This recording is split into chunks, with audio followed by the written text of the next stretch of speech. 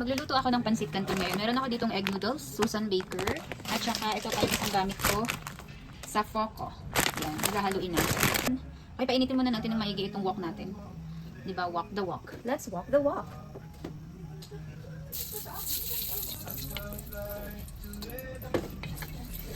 Ayan, kailangan mainit na mainit yung wok natin kasi stir fry ko muna yung gulay. Sayote, kamote, chickpeas, at saka pechay. Kasi mura yung pechay niyan, kaya ang dami kong biniling pechay. Halo-haluin na natin to.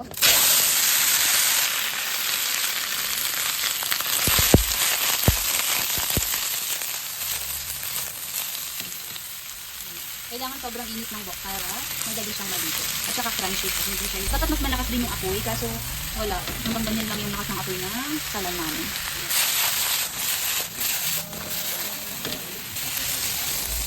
Ayan na, iset aside natin itong gulay. Igisa na natin yung sibuyas at bawang.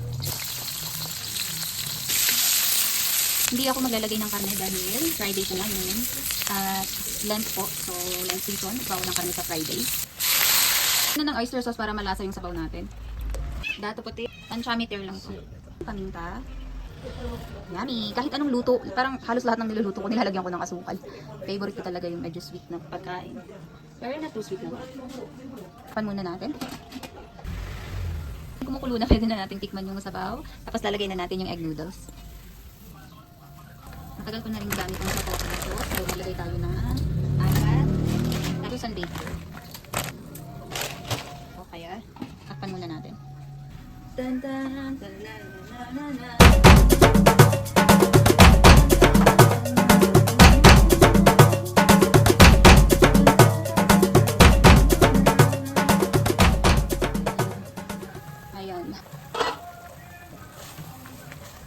Gagawin natin tong egg noodles Pro Max. Lagyan natin ng gochujang at saka samjang para mas masarap. Pechay, maraming pechay.